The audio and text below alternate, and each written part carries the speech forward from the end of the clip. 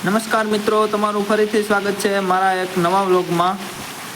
કેશોદ તાલુકાનું ખમીદાણા ગામ, તારીખ 3, હજી પણ વરસાદ એવો ને એવો ધોધમાર ચાલુ જ છે।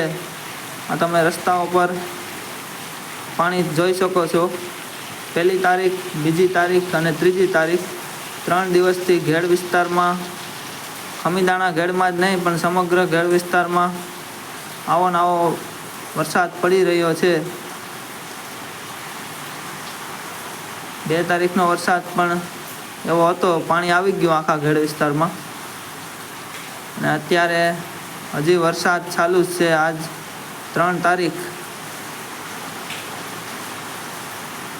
તમે વરસાદની ગતિ જોઈ શકો છો। ધોધમાર વરસાદ પડે છે।